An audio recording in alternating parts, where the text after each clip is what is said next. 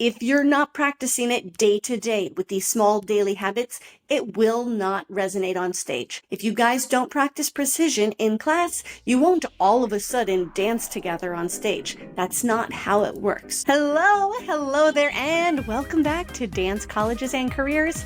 I'm your host, Brittany Noltimier, and this is the podcast where we talk about all things dance, colleges, and careers. My friends, it is the start of a new year. This is the time when we are excited, we are stressed, and our goals in our brain are bigger than we can possibly muster. Yes, we have big dreams, we have big aspirations, and we believe at this time that we're going to make them come true. The problem is that so many people set New Year's resolutions or goals for the year and rarely follow through with that. And so let's chat today so that we can actually achieve these goals for 2026. So one of the biggest problems is that people see goals as a wish. Like, oh, in 2026, I'm going to get rich. I'm going to get famous. I'm going to run a marathon, although I've never been to the gym once ever in my life and I'm not planning to. That doesn't make sense, you guys. That doesn't make sense. We need to actually strategize and think about our year ahead with realistic goals, realistic milestones ahead, and specific actions to help us get there. So hoping things change isn't a plan. Hoping we get more pirouettes this year without doing something about it isn't a plan. That's not how we achieve our goals. A goal isn't, I hope I get more turns. I want to use my face more in class. I want to be more confident this year. Those aren't really goals. It's an idea, sure, it's things we might want. Those are desires, not goals. A goal includes a result you want, an honest look at what's blocking it, what is your barrier, and what behavioral or lifestyle shift do we actually have to make for this to come true? So let's use an example. How about, let's say this year you are working on getting another pirouette. You want to get a triple instead of a double. What is our desired result? We want to get one extra turn. We want to do a triple rather than a double. What's our frustration? What is the problem? Well, we're falling out of it if we do more than two, or maybe we can't land it, or maybe it's messy, or we have a lot of panic. Okay, so we are not cleanly doing more than two. Then we need to think about what's the barrier, what's holding us back in this. So in a pirouette, this is not psyche. It's not like, oh, I can do it if I just have the courage. No, it's a technical move, right? So let's say in this instance, we need to engage our core. Okay, so how about we're doing our double, we're placed in our first and second turn. By the end of the second one, we start to tilt our pelvis and our core gets loosey-goosey and it releases, causing us to no longer have our upright, vertical, stacked position.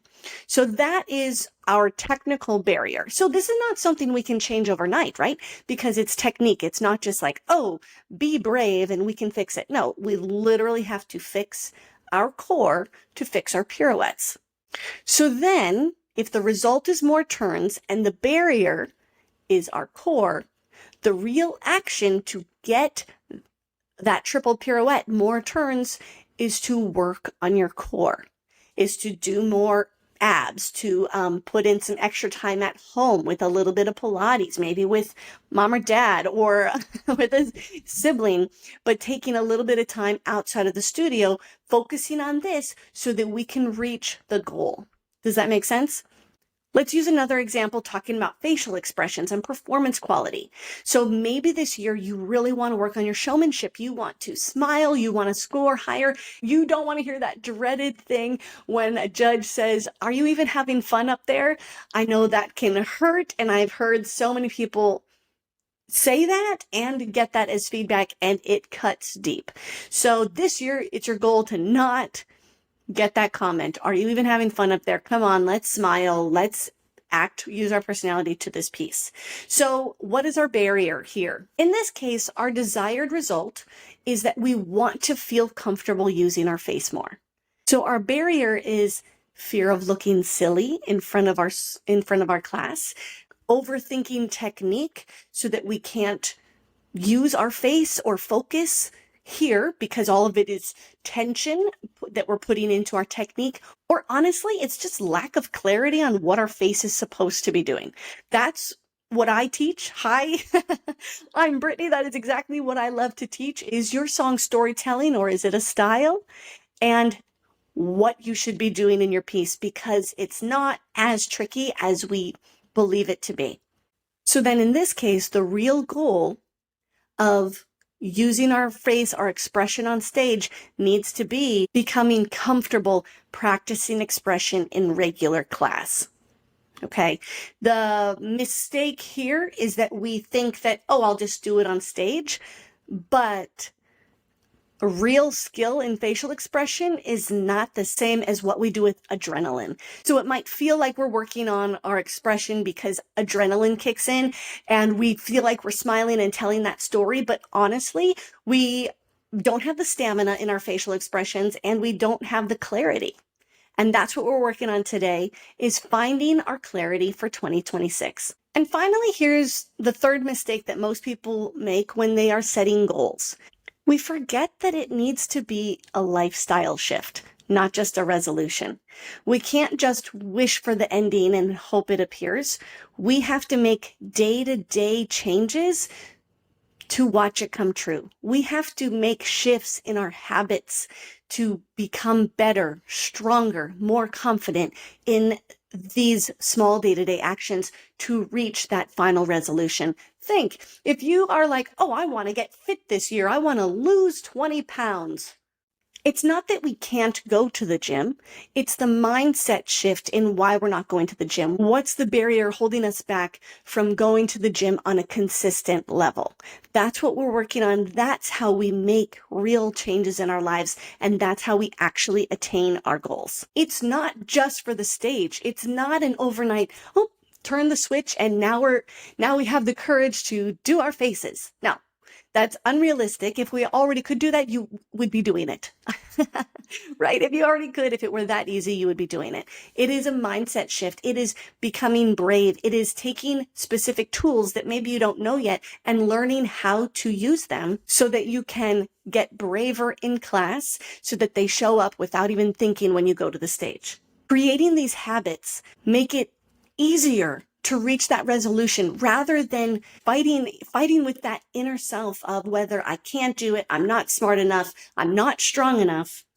By taking these little actions and turning them into habits, you can actually make a change in the classroom, at home, so that you don't even have to think about it when you're on stage. So now it's your turn. Go set your goals. And the best thing about being a young dancer is that this isn't your start of the year. This is actually your second chance. Our start of the year is in August, when we go back to school and when we go back to dance. This, a few months later, now we get to enhance whatever goals we already set for us this year. So maybe at the beginning of the year, we were working on doubles, but now we're really working on skills way above where we thought we were going to be a couple months ago. Because at this point in your training, you have the stamina, you are back in shape, and you're really working on that choreography for the competition season. Whether it's precision you're struggling with, or technique, or facial expressions, if you're not practicing it day to day with these small daily habits, it will not resonate on stage. If you guys don't practice precision in class, you won't all of a sudden dance together on stage. That's not how it works. And here's the framework for creating excellent goals.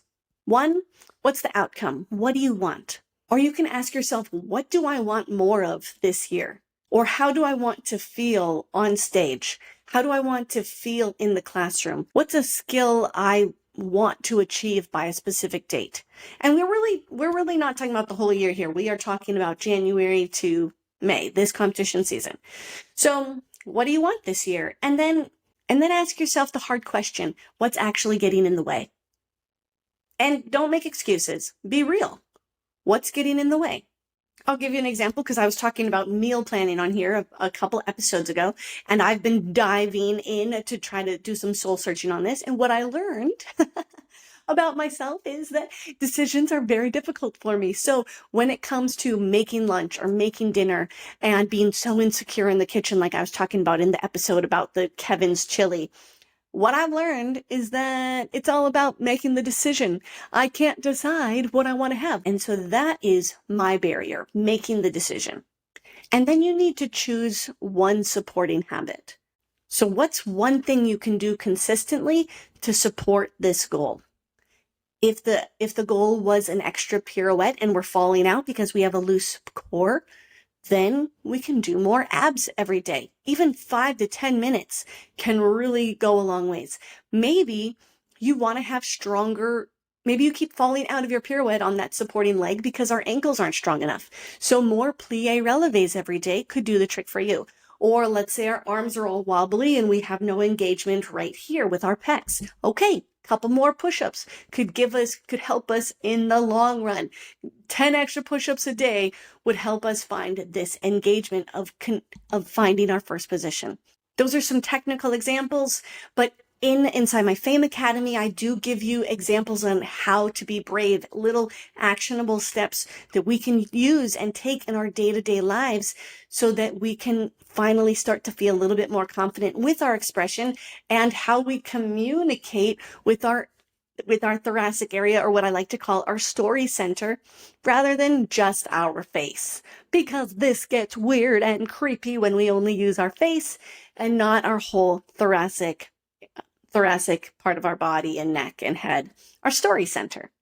So right now, grab your pencil, grab your piece of paper, and set your goals. Take about 15 minutes and plan it out.